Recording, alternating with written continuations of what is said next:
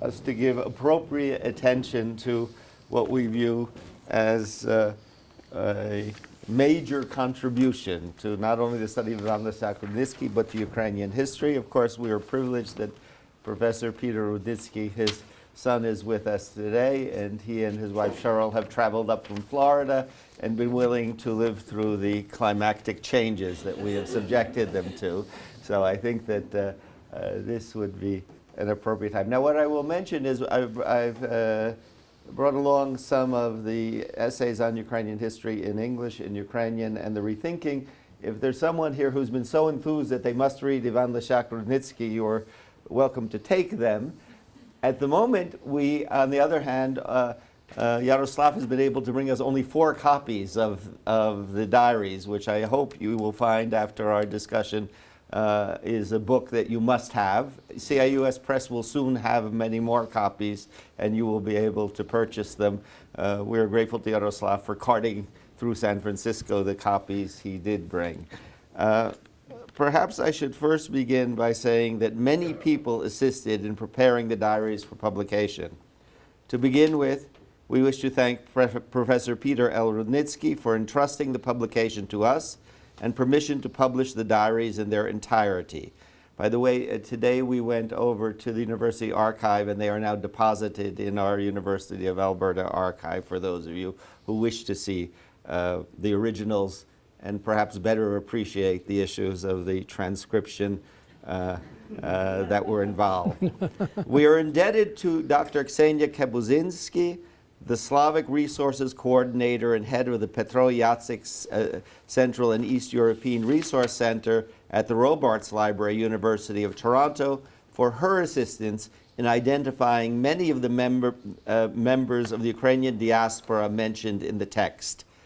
We are also grateful to our consultants, Professor Marta Bochevsky-Komyak, Dr. Liliana Hentosh, Professor Oleg Natyuk, Iraida Vinnytsky, Uliana Kirchu, Dr. Oleg Pavlishin, and Professor Yuri Shapoval for sharing their knowledge about particular passages in the diaries. All of the work required in preparing the text for publication was funded by the Peter Jacyk program for the study of modern Ukrainian history and society that is part of the Peter Jacyk Centre for Historical Research of our Canadian Institute of Ukrainian Studies. We wish to thank the Ukrainian Jewish Encounter for covering the cost of publication, and of course the Duc I Litera Publishing House, especially its editor-in-chief, Leonid Finberg, for the publication itself. We also wish to acknowledge the efforts of the literary editor, Dr. Daria Siroid, for her scrupulous work on the text of the commentaries, and Dr. Kristya Nazarkevich for her translation into Ukrainian of the passages written in German. Pavlo Hrytsyak and Roman Senkus translated the prefaces into Ukrainian and English respectively. We are grateful to our recently deceased colleague Andriy Makhuk for taking charge of the inventorying and scanning process of the CIUS Toronto office. A particular debt of gratitude is owed to Dr. Yaroslav Listyuk, Oksana Dmiterko, and other colleagues of Ivan Franko National University and the Ukrainian Catholic University in Lviv for undertaking the tremendous work of deciphering and verifying the text and writing the commentaries. These are signed by Yaroslav Hrytsyak and myself. And I will pass this around now at the moment and assume that there are honest people among you, and we will get back this Shkodemnik at the end of it. But please pass it around. With that, I would like to ask Professor Rudnytsky to address you. Well, I want to join Frank in thanking the organizers of this symposium, Yars Balan and Serge Sitko, here at the Canadian Institute for Ukrainian Studies, and to all the participants and those who are here in attendance, especially Ernst Geidel and John Paul Himka, old and new friends, and especially the editors of the volume of my father's diaries, Yaroslav Hrytsyak and Frank Zissin. Chatting with Yaroslav, he told me that in the correspondence between my father and my grandmother, apparently they had an idea that I should become a professor of Ukrainian literature. This was not something that I ever was made aware of. And in fact, I went in the direction not of history primarily, but of literature, not of Ukrainian studies, but of English literature and comparative literature. I'm the product of a mixed marriage. My mother was American, but I did learn Ukrainian from my father and from my grandfather. And I was somewhat relieved to hear from Jean-Paul Himka that my Ukrainian was at least decent in the film that was done of my father's life. It's quite good. That I hope you'll have a chance to see. So I didn't follow my father in a very literal sense, but on a deeper level, I think I have followed in his footsteps. As a scholar, I am very much interested in the history and theory of psychoanalysis, as well as the clinical practice of psychoanalysis. And my historical training was in the field of Renaissance and early modern literature, which I still continue to teach and value. So he was fond of the quotation from Goethe, from Faust, was du ererbt von deinem Vater hast, erwerbest es zu besitzen. What you have inherited from your fathers, make it your own in order to possess it. So I think on a deeper level, I have very much indeed carried forward his work and his legacy. I'm really delighted and honored by the continued interest in his work 100 years after his birth and now a full 35 years after his death. And I think he would have been himself surprised, perhaps, that his work continues to be so widely studied and influential as it appears to be. He wrote really in the form of an essay. It was his chosen, I guess, genre, if you might say, and perhaps he envisioned or dreamed of writing a magnum opus, but it was not to be.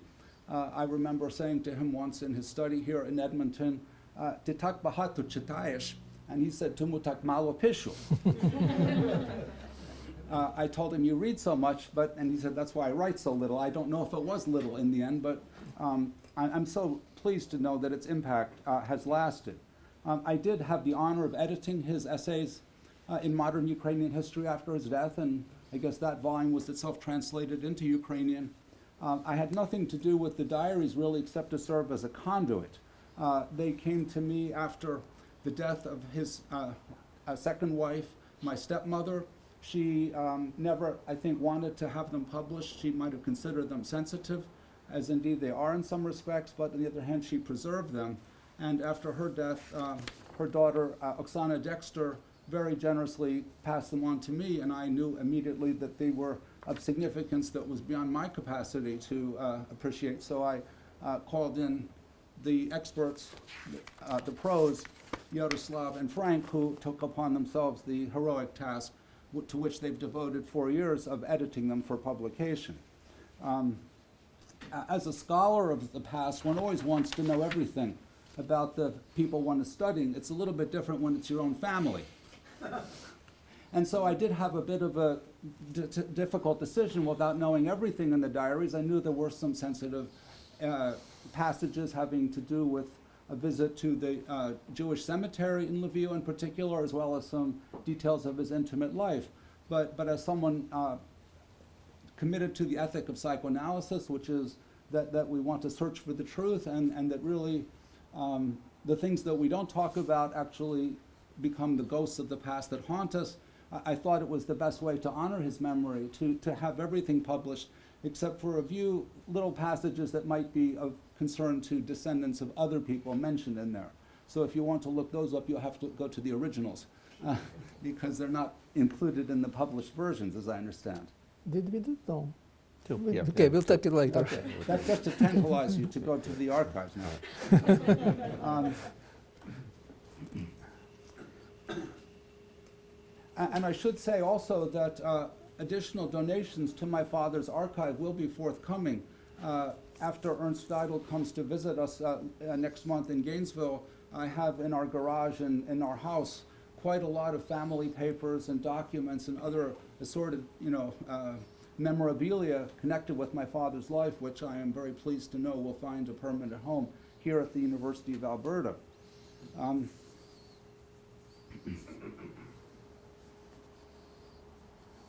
As Slawko has told me, my father's reputation as a scholar of Ukrainian history, I guess, has been by now pretty well recognized.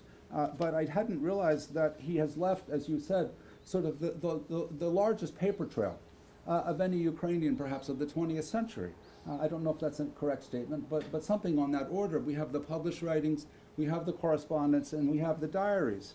And now, with the publication of the diaries, I don't know if we could call him the Anais Nin of Ukrainian studies, but we have the diaries there, and I hope that, again, they'll find a wide readership.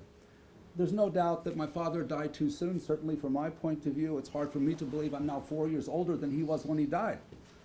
And I don't feel that old, to be very honest with you. And I've often wished that I could have he could have lived to see an independent Ukraine, of course. And now, as we wonder, what would he say about the current situation? I think he would have seen it as a tragic situation, but on the other hand, he was battling to get Ukrainian studies established as a discipline in the Western academic world, and even to have Ukraine's identity as a nation recognized. Whereas, so it would not be a field that people would think was legitimate. It would be like Pennsylvania is to the United States as Ukraine is to Russia or to the Soviet Union. And so at least now we know Ukraine is the most important country in the world, right? And so we can take some consolation in that. At least to Giuliani. Yeah, well, there are some things that I never fully had a chance to speak to my father about, or to my grandmother, actually, whom I, of course, knew very well and visited often in Munich after she moved back to Europe. And those include the Jewish history of the family. As most of you or some of you may know, my great-grandmother was from an Orthodox Jewish family. Her name was Ida Spiegel. And she married my great-grandfather, who was from a Ukrainian, I think Catholic, right, family, Ivan Rudnytsky, and she became Olga Rudnytska. So the Jewish part of the family history was kind of, I guess, dissociated, we could say. And she raised her children, my grandmother, and 4 brothers. She was the middle of the 5, the only daughter of the 5, as Ukrainians, but of course their identity was suspect from the standpoint of the pure Ukrainians. And it has always seemed to me very kind of amazing and ironic that my father spent a number of the war years in Berlin with his mother, and then came to Prague as someone whose mother would have been Jewish, but by birth because of her mother, and then he would have also had a Jewish identity by both Nazi and Jewish law, but had been raised as Ukrainian and survived and lived, I guess, a sort of outwardly very normal life as a student in Berlin during the Second World War.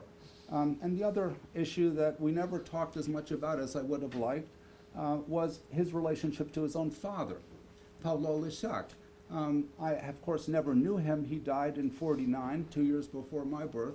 So of my 4 grandparents, he was the only one I never met in person.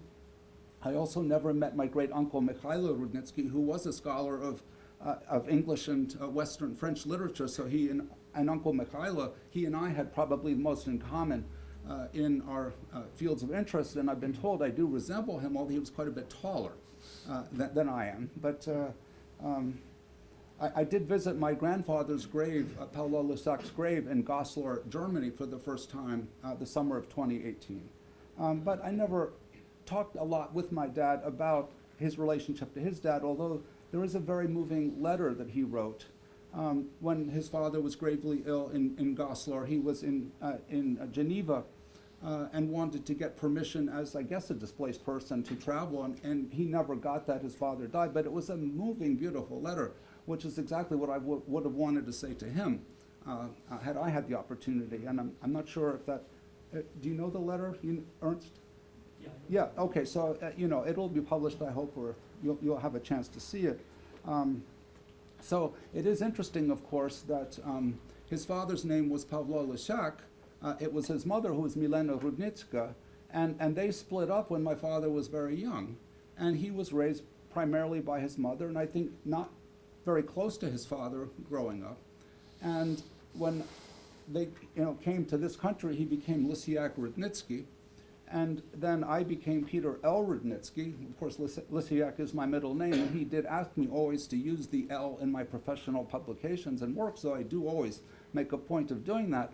But it is a kind of matriarchal lineage that has been passed on through my father to me. And growing up, I knew the Rudnytsky family intimately. You know, they were the relatives I knew. I barely knew any Lysiaks, although I did meet one or two a little bit later on, both Ivan Lysiak and others. But it is a kind of interesting dimension of his personal story, as well as, I guess, of mine, and I don't know if that has a broader significance, but it's at least interesting. And then on the question of the Jewish heritage, he did name me after his closest childhood friend, Piotr Rawicz, who was a Polish, Jewish, Ukrainian writer who was imprisoned in Auschwitz and was, I met him in Paris in 1967 one time. And he wrote a wonderful Holocaust novel called Blood from the Sky. Rawicz, like others, took his own life tragically. And Blood from the Sky has to do with the covenant of the circumcision. And Rawicz, having been arrested by the Gestapo, managed to persuade them that he was actually not Jewish but Ukrainian, and that his circumcision was actually due to a medical procedure. And so I've thought of the irony of how both Rawicz and my father had this dual identity of the outward Ukrainian and the inward Jewish, okay? And so the degree to which my father was concerned with hybrid identities and the complexities of personal and national history and identity, as well as, I think, a deeply rooted cosmopolitanism and aversion to narrow forms of nationalism, I think can be understood in somewhat in relation to this story. So again, I'm so honored to be here, and thank you all, and look forward to hearing more about the diaries.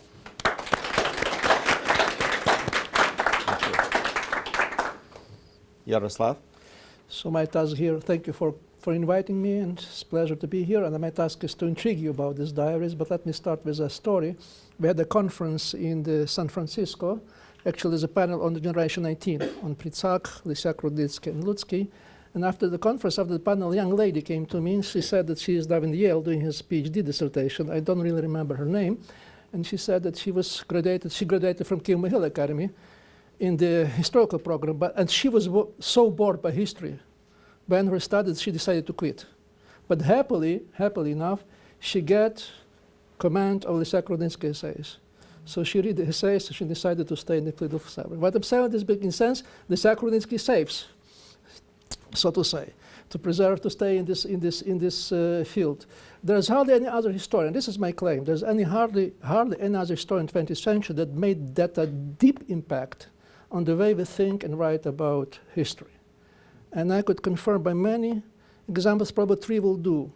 Kulczycki, Stanisław Kulczycki, the name probably you know, the doyen of Ukrainian historiography, who first life was in the Soviet Union. He was Soviet Ukrainian historian, mostly Soviet Ukrainian historian, so to say. He wrote once that once he read the Lysiak Rudnytsky story, it changed overnight, and he decided what is the new research agenda. It was beginning of the 90s. Serhiy Kelchik wrote that in his Independent Ukraine, writings of Lysiak Rudnytsky became on the verge of new canon like Karl Marx and Lenin and Friedrich Engels in the Soviet time, 3 in 1, so to say. Nowadays, most Ukrainian historians, they write a dissertation specifically, they refer to Lysiak Rudnytsky, they open pages. And Roman Shpurlyuk, the other name which should not be introduced, says that whenever he has a brilliant idea in Ukrainian history, he approaches the bookshelf, pick up the Lysiak Rudnytsky essays, and he found this idea already there. So this is basically, each of us could tell this kind of the story, but deep impact of Lysiak Rudnytsky. So therefore, this is kind of the, a find that every historian would dream about, because you have a kind of admission, access to his diaries, and basically you could get the idea, he got to this idea, so to say. And I would like to say that this is not exactly what the diary is about. And this is not frustration, because basically it's not that much intellectual biography. It's mostly just biography. But again, if you read it attentively, but lines, you find many of the ideas that he developed later. I would like to focus on 3 moments specifically. First of all, on his teenage years. Because I believe we know by each of us that teenage years is one of the most important period of our history. It's a formative period. Basically, whatever has happened to our life, we are what we've been in the period between, say, 15 and 20 years of age. This kind of formative period.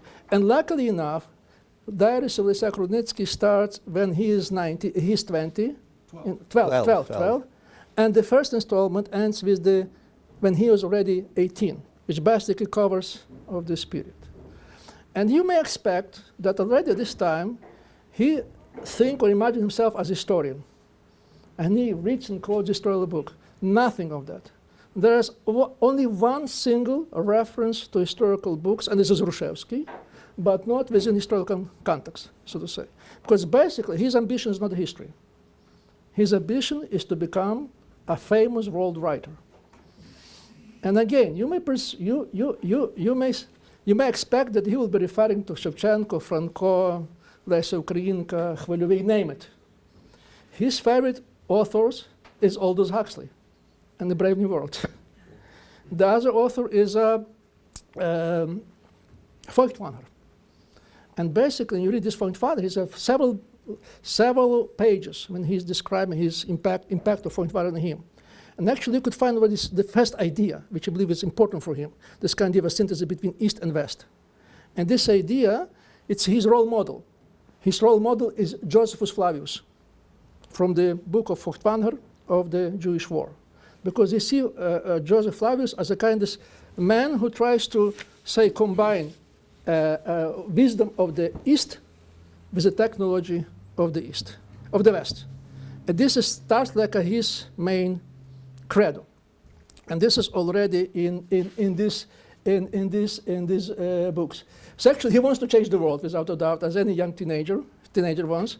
But then again, and this is what came in our discussion, he doesn't want to change Ukraine or to make Ukraine independent because he believes it's for taken. That's for granted. For him, there's no suspicion, there's no doubt that Ukraine is an independent entity or it will become sooner or later. His main life ambition is to become a world-famous writer, to introduce Ukrainian culture in the circle of the world culture. So this is, I believe, his main ambition. And I believe it helps a lot to explain his impact, because what is probably one of the most recurrent subject when you talk about the impact of Lysiak Rudnytsky is the way he writes his essays, his prose. His prose is very lucid, very simple, so to say. And you see he was a literary talent, and I believe it's very much comes from this, so to say, his young ambition to become a writer. He's very good at that. And you could see already in his diaries, the way he writes, there's something which could be reminded in his later writing. My second part is the war. Probably the war is one of the most important part, and most interesting part. Unfortunately, he lost part of these diaries. You probably know the story that he and his mother decided to stay. Once the Soviet Union annexed Western Ukraine, Galicia, they decided to stay. And they took them 3 months to change their decision. So they flee. There was a chance at that time to cross the border under night cover. It was on the eve of the Christmas day. So they moved to Krakow. But he still was keeping this diary at that time. And unfortunately, we don't know. We know the story. What was the diary? Because he passed this diary to his friends. One of his friends, the he preserved it after the war. We don't know what happened to them, because the diary next installment starts from 1940, and it's Krakow already. And it goes for the very last day of the war. And he was staying in Krakow for 2 years. Then he moved to Berlin. He did the BA, so to say, according to our criteria in the Humboldt University. And then by then 43, moved to Prague, to German University, to do his doctoral degree. And by that time, you could clearly see that he's already a man who is quite a mature man with these political views. He dislikes, he hates both communism and nationalism. He has no sympathy for Nazism, and he writes somehow about along this line. He's kind of typical Democrat, or say it liberal. I would prefer to look liberal. And again, he's of Jewish origin. Again, it's a kind of very interesting stuff, because according to a halakhic law, he's a 100 classic Jew, because he was born of the mother Jewish, who is born of the grandmother. So of the maternal line, he is a Jew. According to the Nuremberg law, he's a Mischling. He's a Mischling, he has 25% of blood, and he has a chance to survive. But the chance of survival depends where you stay during occupation. And where is the safest place for a Democrat and Mischling to survive during the war? The answer is very simple: Berlin. Berlin is the safest place. And actually he writes about that very much. To what extent it's and also gives the impression that even so it's a Nazi regime, it's a core Nazi regime, the city is metropolitan and still very much multi-ethnic, or called it cosmopolitan. Because basically his students mostly are not Germans. Because most of the Germans of his age are on the front. So there's Armenians, there are Georgians, there are Greeks, name it. The same goes for his professors. His professors are a professor from Japan, the former Georgian aristocrat, all the kind of things. So you see this kind of still multi-ethnic milieu. And there is some space for a freedom, intellectual freedom. The way they discuss with their seminars is not quite like what you do in the Stalin regime. You will be immediately denounced. They have something. He tells some of the story, because he has his Jewish origin is taken for granted for many, but nobody really discussed. But at some point, when he discussed with his students, with his, say, girls who stayed there, who would talk to them, somehow they hinted that they know about his. And also he says that he knows about somebody else, because basically, again, among the students, there are some Jews like him, and most importantly, among these professors, there are some who are rather, I wouldn't say they was open resistant, but to some extent they were resistant to Nazi regime. I think they were threatened sometimes. But the one most important case is the Alfred Haushofer. He was not just he was explicitly participating in anti-Hitler resistance. He was arrested. He was put to a jail, to a Moabit, and he was shot by the very end of the war of 1944. And he left his famous Moabit sonnets. He's a very famous person nowadays in Germany as one of the few who dared to resist. And he was the Ivan Lysiak Rudnytsky professor. And actually, what is got also in diary, that Haushofer immediately defined him among the students, because he considered he's one of the best students. He said that, I have it somewhere here, that Sie sind so fleißig, beschämen die deutschen Kameraden. You are so hardworking that your German colleagues should be ashamed of themselves. And more so, he offered Ivan Lysiak Rudnytsky position of his personal assistant at that time. Again, another space of this personal freedom, and it's universal, is their love affairs. I believe there's something important to discuss, because we keep forgetting the things, especially among the academic milieu. And I'm thankful very much that Peter allowed us to leave these places. What I don't know won't hurt me. I never knew that young Lysiak Rudnytsky was a kind of Don Juan. He had so many love affairs, but worse, or even better than that, he described his love affairs in very small details. Sometimes too small details, too little details. These are the parts you must translate into English.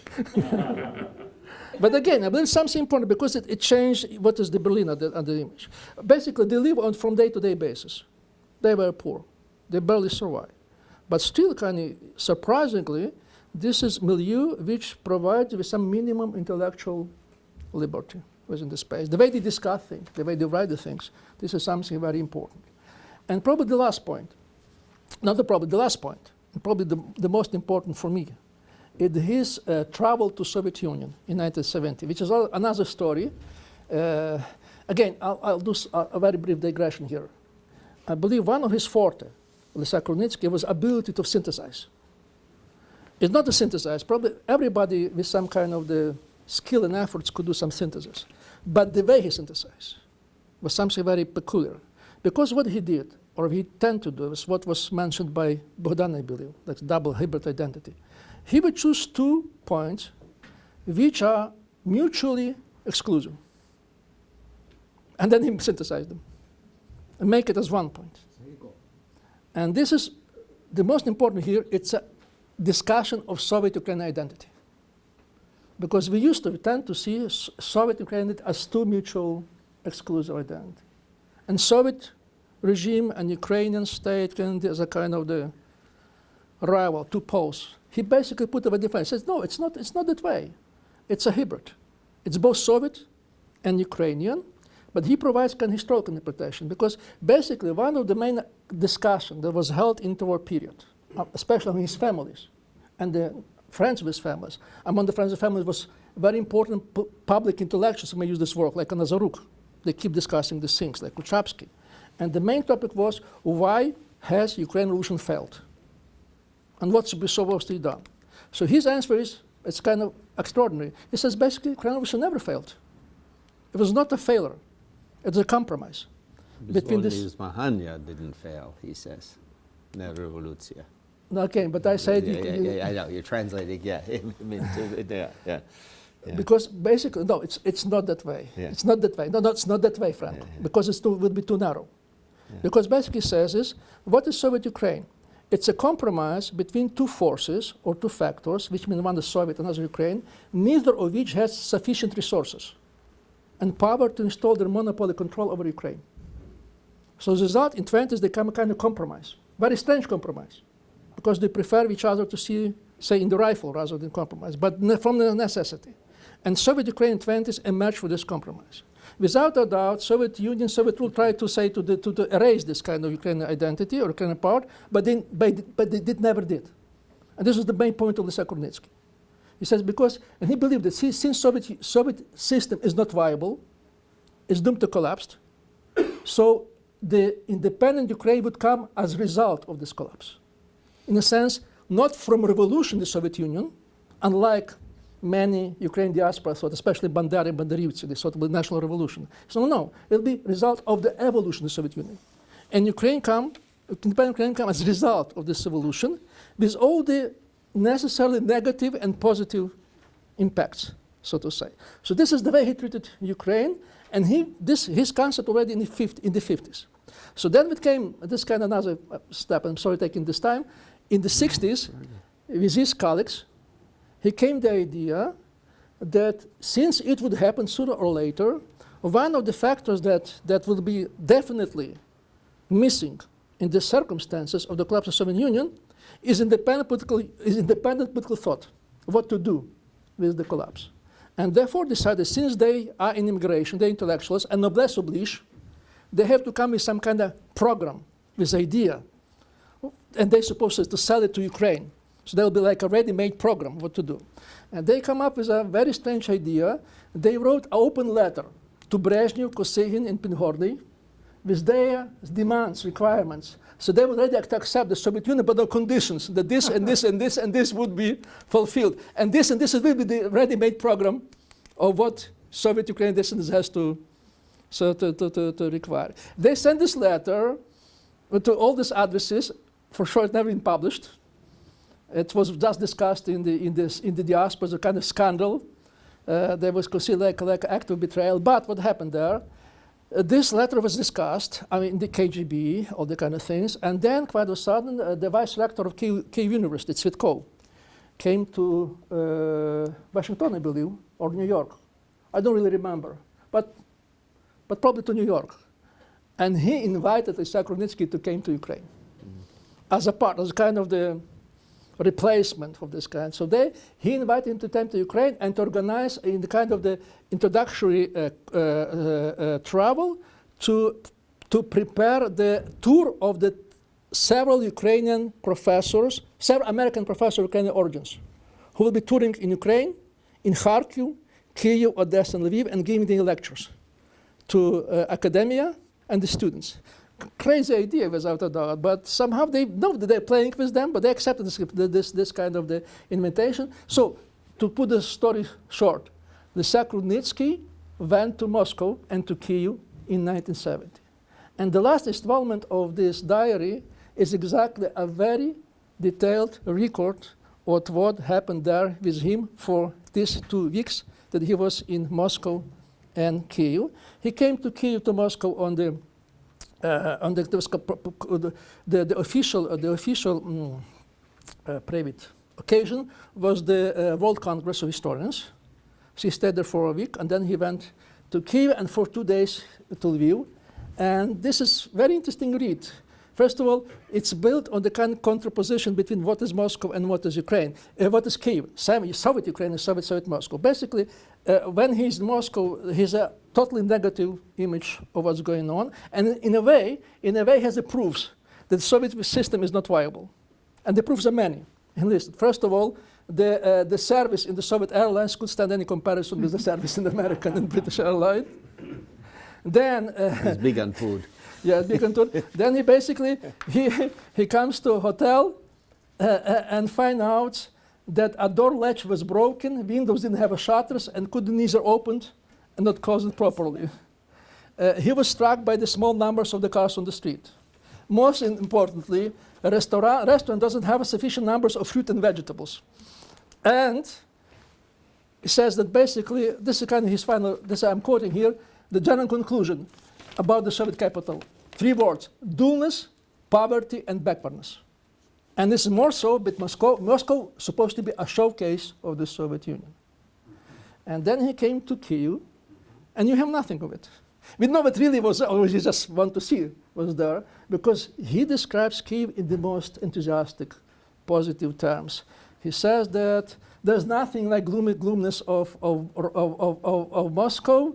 There's a city has a green square, provincial 19th century character, light air, and most importantly, has a human face, unlike in Moscow. And then he visited Kaniv, the burial place of Taras Shevchenko. He extended this result that this is country with human face to all of Ukraine. He's very enthusiastic. And what he was struck in Kyiv, that Kyiv makes a kind of very peculiar symbiosis of Ukrainian and Russian culture. Because basically, publicly, this is the Russian language that dominates the streets. But every time he had this is somebody in Ukrainian street, he was answered in Ukraine. So that's a kind of certain ambivalence. And then he also meets the ambivalence when he comes to museum. The Museum of National History, the National Space says the history it's a great falsification of Ukrainian history. But then he overheard that a guide explaining some foreigner that Kyiv Rus it was not a Russian state in Ukrainian, not in English. I'm sorry. So this is all the kind of story. He visited this kind of story, and one of the most moving case is his visit to Raisa Ivanova, who was a historian, also a writer, who wrote the Romano and the second Romano. You would better read this in this book. Also, it has in the movie, because luckily enough, Raisa Ivanova is in well health, so she gave the interview. She will remind this kind of story. It's a very moving story, which basically says, and probably the last moment, and this probably especially I find it very interesting. He went to the concert hall on the last day, to concert hall Ukraina, Концертний зал Ukraina. And there was, which in his voice was like a Lincoln Center in New York. And he was invited for a concert, which going to be an official concert. But there was surprise, because on one point, the concert program had a Czechoslovak pop group, rock group. And he expected to be folklore performance, but for a rock group which with electric guitars that played, in his word, Beatles-style songs. What happened there is very important. He was very much surprised. The response of young Ukrainians was there, very enthusiastic.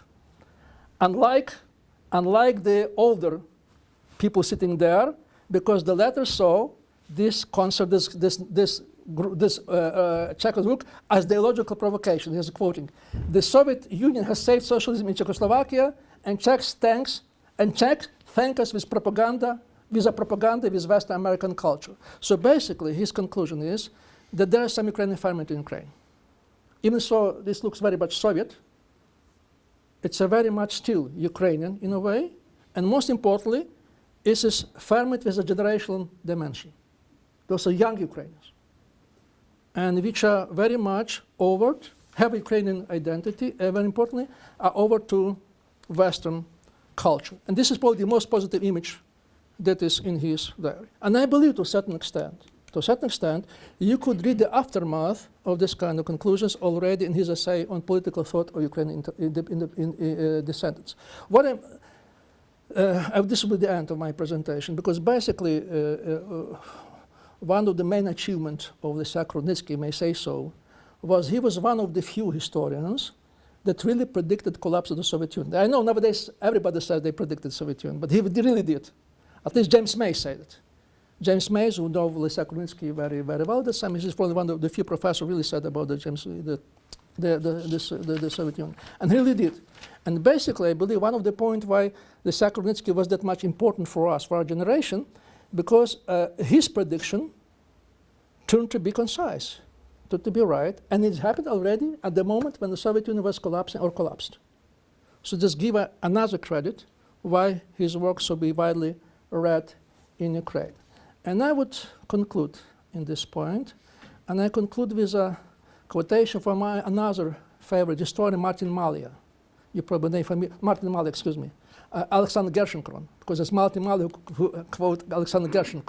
But basically, Alexander Gershon words, because they say that what is the main challenge for a good historian, real good historian, is to identify many factors, the factor which is the most relevant, and to build on this his prediction. I believe it's exactly what Lysiak Rudnytsky did, and I believe, in a sense, I'm not saying it's a kind of, this kind of thesis, Marxist, that his theory was right because he was, so to say, fulfilled. Not this way, but kind of this, I would say, his understanding of what Ukrainian history was neither Soviet nor nationalist, was not quite liberal, don't say, but it was putting in the large global context. In a say, I would say that this is exactly what we're aiming to. When Sri was telling that we nowadays have to have another version of national history, so global national history, I believe that if we talking about that, we very much indebted to Lysiak Rudnytsky, because he was probably the closest who came to this task. Thank you so much.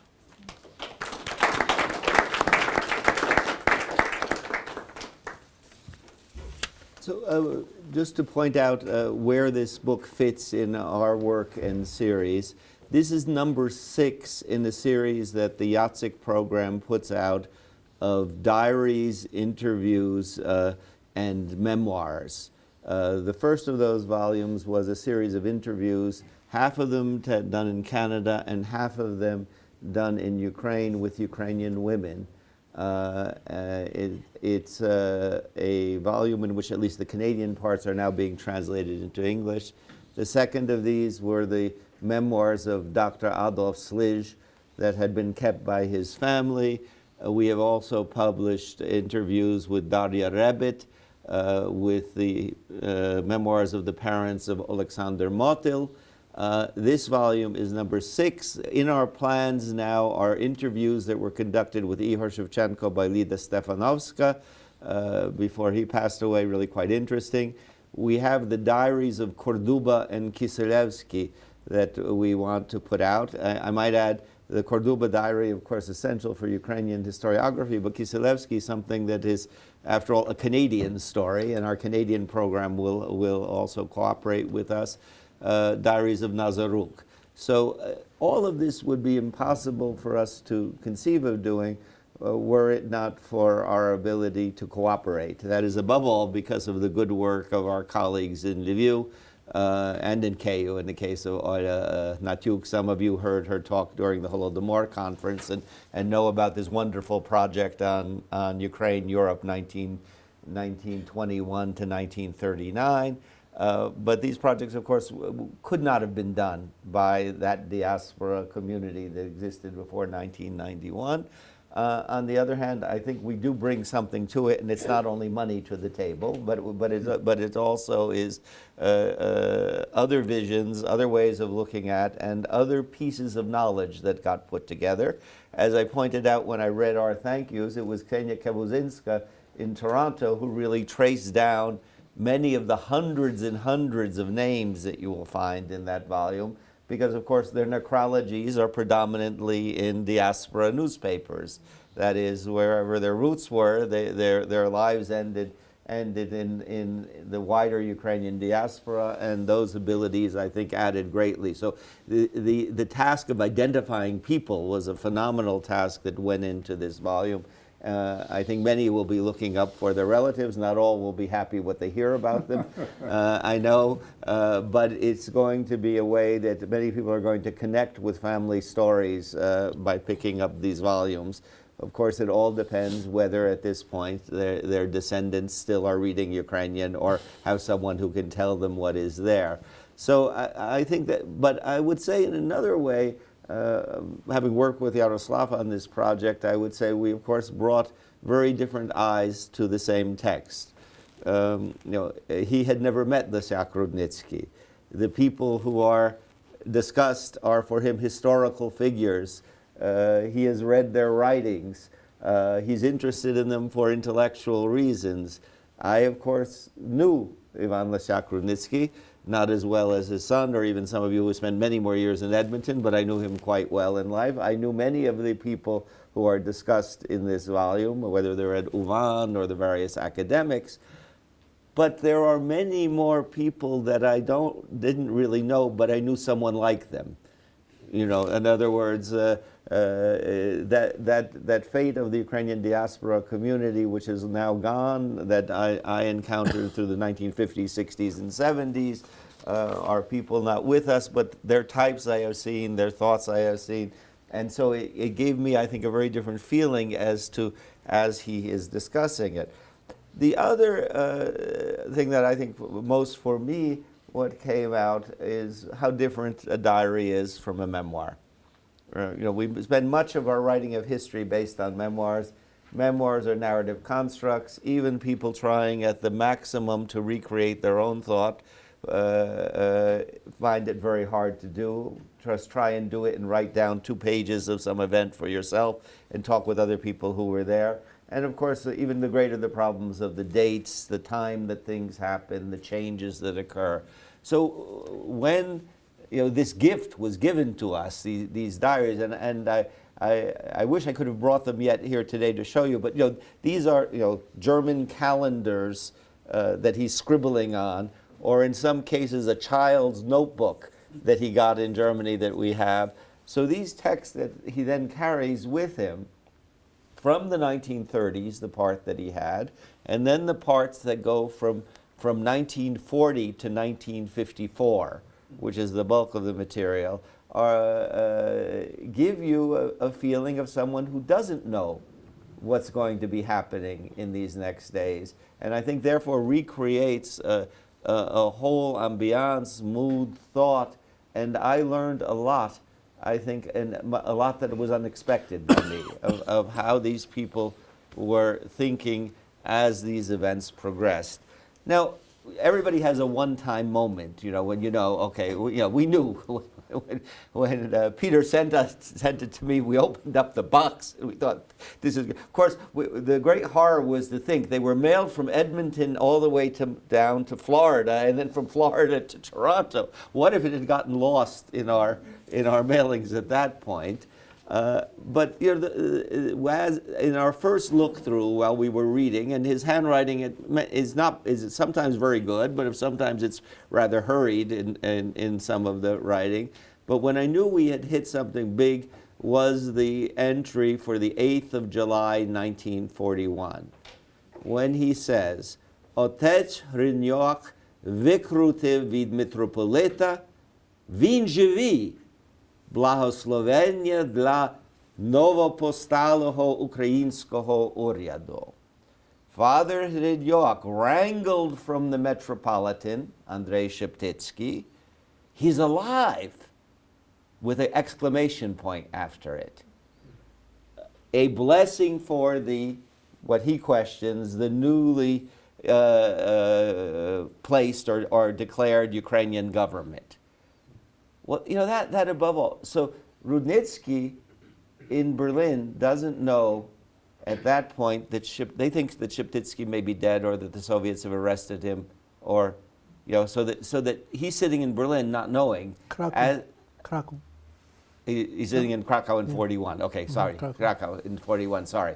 Yes, thank you. And he doesn't know that Sheptytsky's still alive and thinks he's probably gone. And so I think it gives us a feeling of how these people are making their plans, what knowledge they may have had or not had at any one time.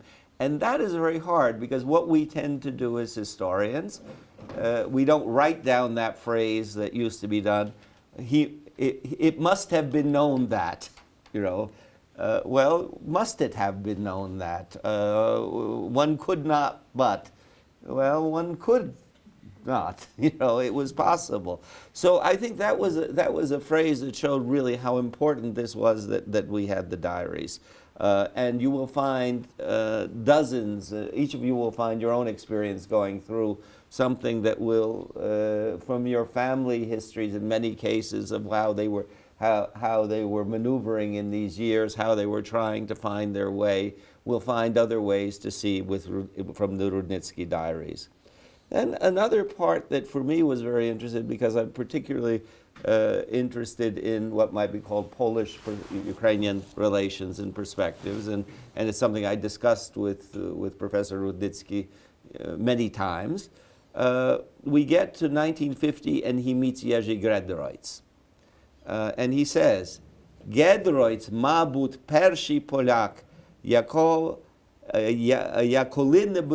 коли-небудь зустрічав, що з ним політичного було легко знайти спільну мову.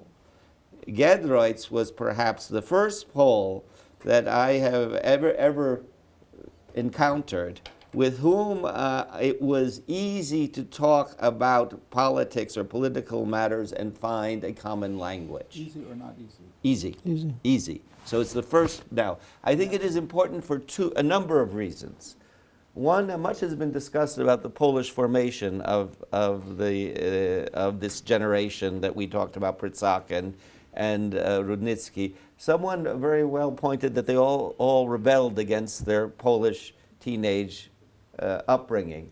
But above all, as far as I can see, Rudnytsky had relatively little sympathy for Poles in their political, let's say, megalomania, or desire to still have from sea to sea.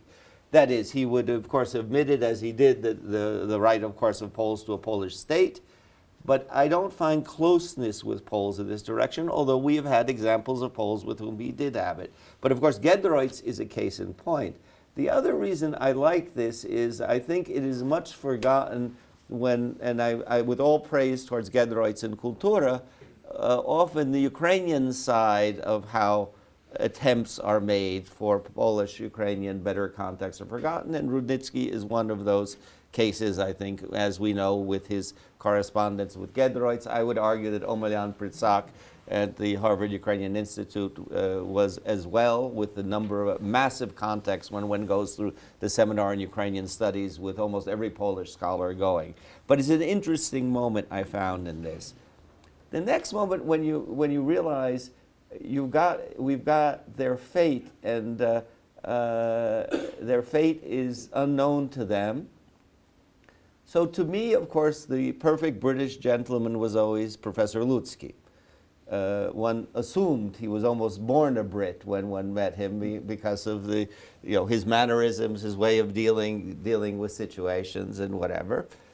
And I had always been under the impression that he was sent to Britain to study. Now, this was a mistake in whatever, I had never studied this issue of the biography. So what in fact happened to Ludzki is, as it was pointed out by one of our discussants, he was of course originally sent to Berlin to study, like most Ukrainians of that generation would have done, and happened at the end of August of 1939 to go on a student vacation to Britain. And so when the war gets declared, Ludzki is cut off from Berlin, cut off from his studies. Later, as we know, he becomes a Polish officer, and then British officer. British officer, thank you. He refuses to be a Polish officer, by the way, which is something which is interesting in the Rudnytsky memoirs, which does not fit exactly with Ludzki's memoirs, by the way. So the two have to be compared. And then they meet after the war. And of course, Ludzki by now is fully integrated into this British world and meets Rudnytsky. And of course, their fate could have been the exact opposite, right? The vacation decided Ludzki's future and where he would go, and made those two rather similar people of similar backgrounds in many ways have a very different development. When I also find out these things, there's a crucial moment in 1945 when both Ihor Shevchenko and Ivan Lysiak Rudnytsky have completed their doctoral studies. And Rudnytsky goes to get his diploma, which we now know is still in the hands of the family. And Shevchenko instead decides to take a car ride to flee out of Prague. The car breaks down on the way. He was supposed to leave with Rudnytsky. He doesn't leave, so he leaves without his diploma. And later on the route, Rudnytsky overtakes him as they're moving toward the west, right? But it's also another one of those moments, people making decisions. I had this with the Slyzh memoirs, where Dr. Maria Fischer-Slyzh, I think known to many people in the Ukrainian community as this major donor to so many Ukrainian causes, her father writes that my crazy daughter, that we've got to flee, and she still wants their certificates because she's intending to go to medical school, finish her medical school, and so she gets back to Lviv to get some documents she needs to go on their way. So they are making decisions. The other part that takes a large part of the memoir, surprisingly large, you're going to look for the war and you're going to want to find out about cataclysmic events. And you will have bombings and fire bombings and things destroyed. But a lot of what you're going to find out is about Ukrainian student politics. They had, now, I had not realized this, but many of them, like Rudnytsky, had Humboldt Stiftung grants during the war.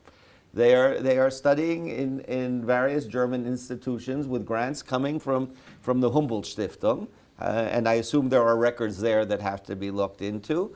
But they are really reforming and reforming their Ukrainian student politics, fighting out their various factions, with, of course, Rudnytsky opposed to the more nationalist elements of the student movement, arguing over whether someone is doing a good job or not of putting out journals, and he criticizes Prytzak, I might add, in these things.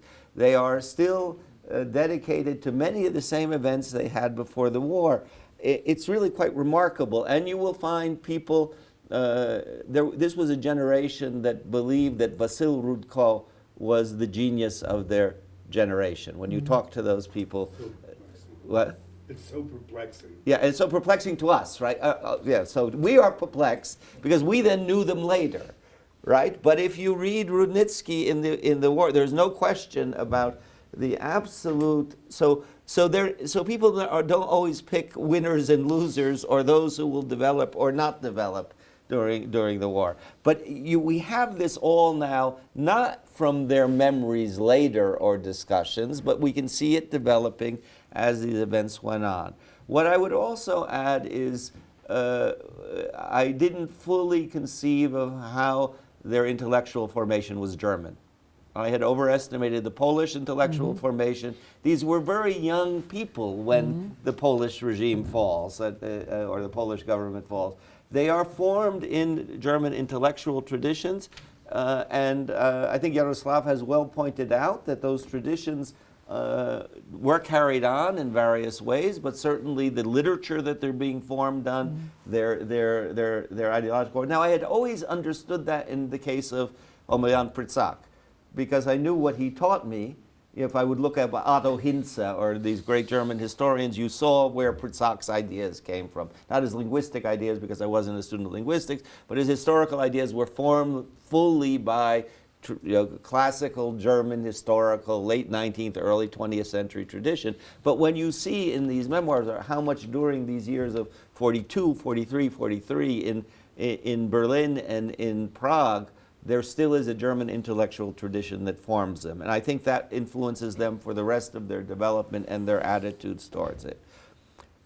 Perhaps for me, always the most difficult problem of dealing with both Professor Rudnytsky and Professor Jacyk was their remnant, and not only remnant, monarchist, Lipinskiite tradition, dedication to the Hetmanate movement.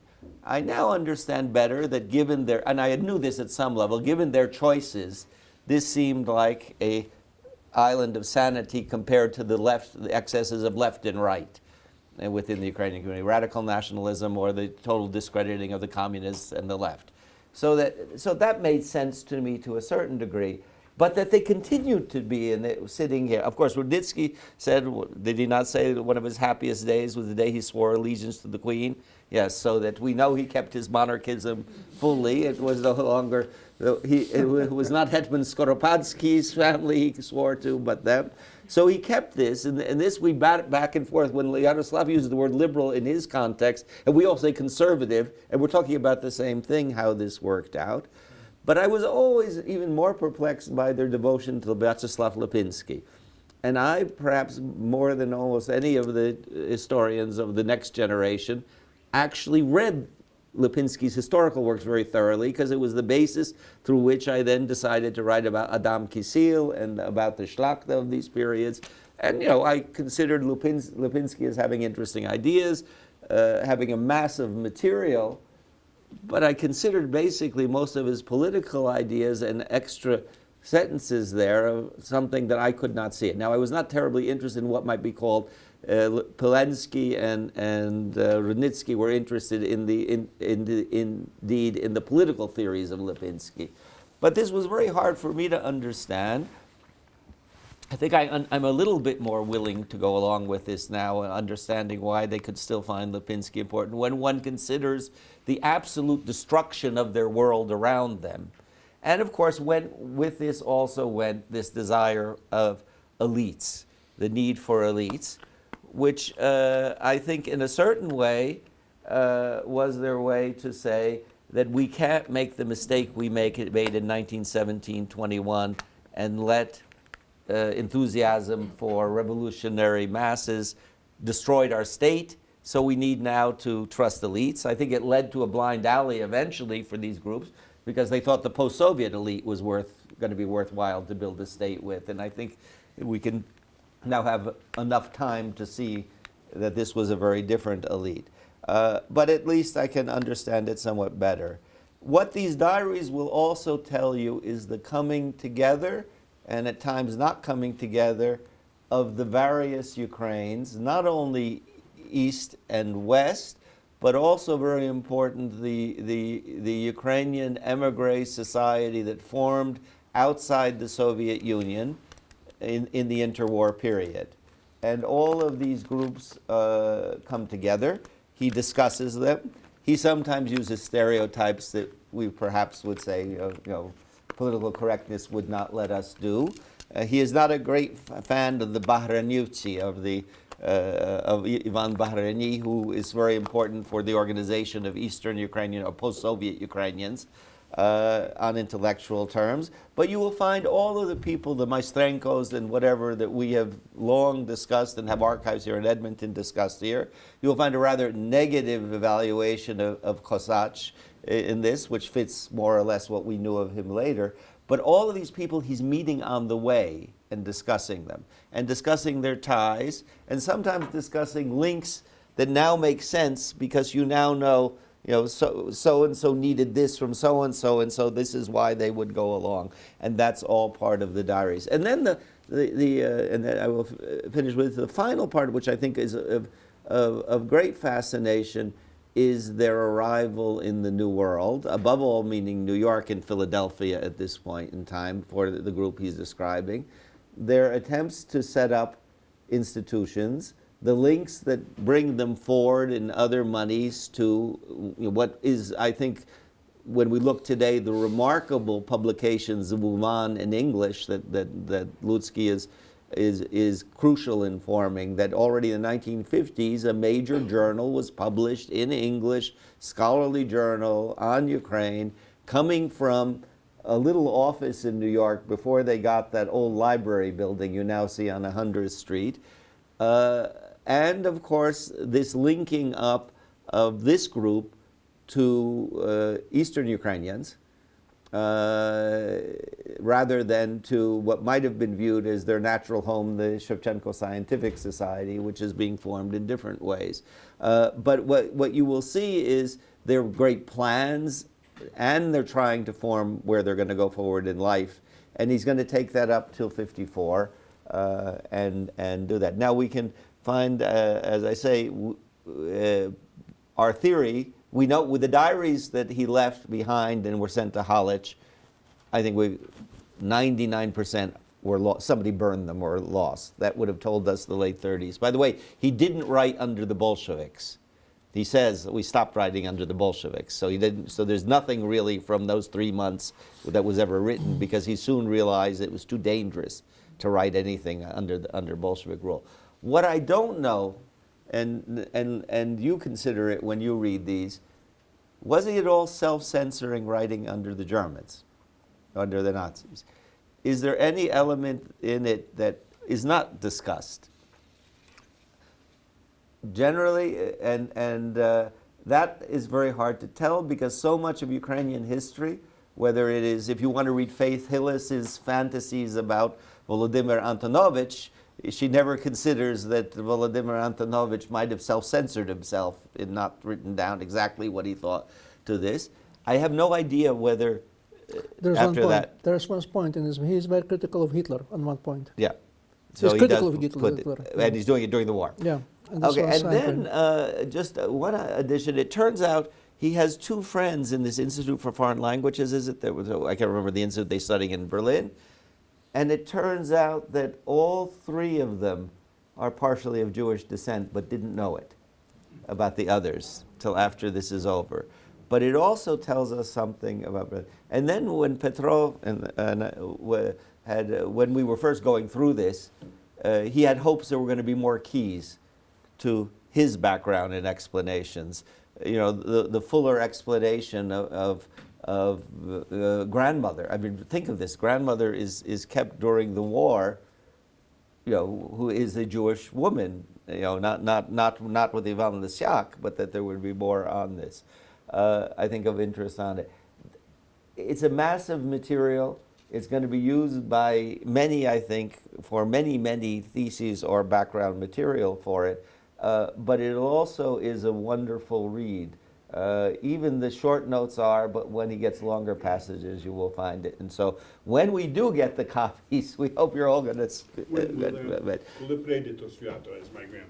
First, we have to get our Lviviana to send them to Toronto, and I would assume we'll get it in the next shipment. 500 copies has been published. Yeah. They're already in Kyiv, and we expected to send it in a few weeks. I know how long and it they take. and they go by Mizh to Toronto, I and then we presume send by them the on end of here. this year we will get the copy. Okay, and by the way, the copy, I've left one copy with the director of CIUS, so that it is one of the in Yars's hands. Another has gone to Volodymyr Kravchenko. So if you are kind to each other, you will pass it around, or people will make copies of it to do. Butter them up, maybe you guys would butter it up. Yeah. Okay, thank you.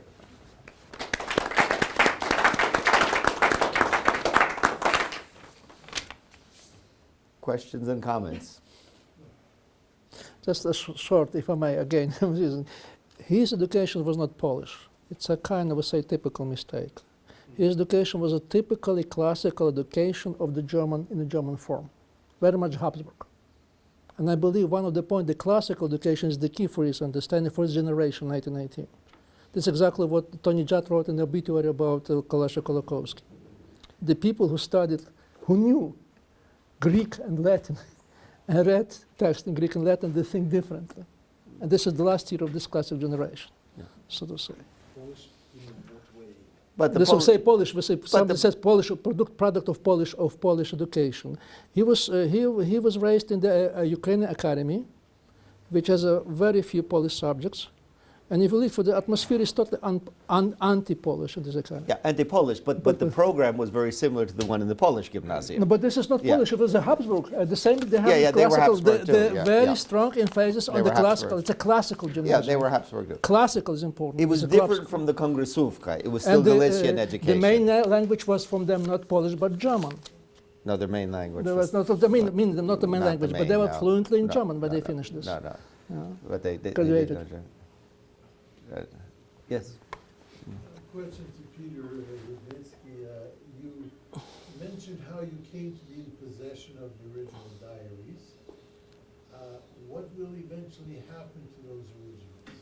Well, we just had the momentous opportunity today to deposit them in the archive here at the University of Alberta, adding to the existing archive of my father's correspondence and other materials. So the originals are now fully in the possession of the University of Alberta, I'm happy to say.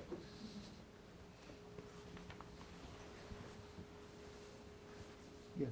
Can you tell us a little bit about what Yeah. kind of a diary is it? Yeah, Is okay. it sort of, Yeah, so is it mostly day to day, or is it, I mean, it can't be day to day because there's, but is it, is it episodic, or is it day to day, or does it come and go? Or, can you give us a sense of it? More often than not, it's day by day. Just only sometimes because he missed some parts, it's about in advance, but mostly day by day. Yeah, with relatively few breaks? Rather regular to say. Yeah, there's a few breaks. He was a very kind of regular person, judged by this. Maybe just a follow-up on this question. I have a question about the language. So I assume that all the entries are in Ukrainian, or are there, extras from other languages?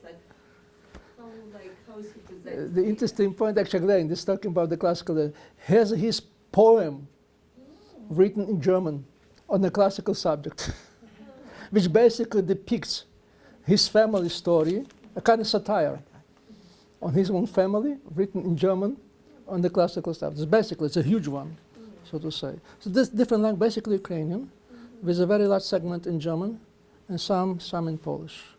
Sometimes there's probably refers to, because also he knew some French, but less was English.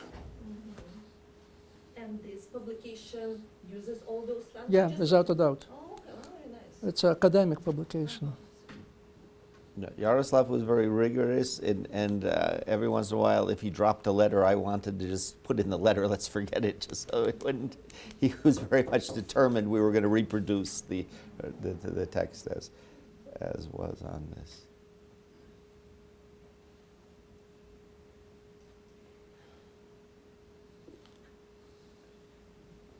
Okay, well, I hope we whetted your, yeah? Do you want to introduce the deacon? Yeah, yes, sir. Yes. Yeah. Yes. So I think we have come to the end of a Rudnytsky symposium. I think we have tried to do somewhat right by our distinguished professor of the university here. Brought up many problems with it, that are yet to be studied, and have presented the diary as a possibility where we hope is going to stir new studies. So we are happy that Dean Cormack could be with us. This is Peter Rudnytsky, Professor Rudnytsky, the son of, who, and today we went to the University Archive and signed over all the material to the archive. Thank you. I guess because I've been introduced, I will just say that I'm glad to be here, though sorry to have missed the actual symposium. So You can watch it Sure. on tape later. there you go. Exactly. So congratulations on this publication and on the work that is yet to come. So this is very exciting. Okay, and what I'll add, since Peter should know this, is that the dean recently went with yours to Milan to Ukraine, and one of the things we discussed is we couldn't do these projects if we didn't have cooperation with our colleague Yaroslav Rudnytsky in Ukraine as well. Yeah. Well, thank you. Thank you. I'll just I'll just say as somebody who knew Professor Rudnytsky just at a distance, who attended seminars at the Institute that he would also take part in. I even gave a seminar, I remember sweating through it as he started to question me. It's been fascinating. I mean, I'm just absolutely find him an amazing character, very interesting, that's revealed through the work that's been done, and I can see the value of it for scholars going forward too. So congratulations. Thank you. Thank you.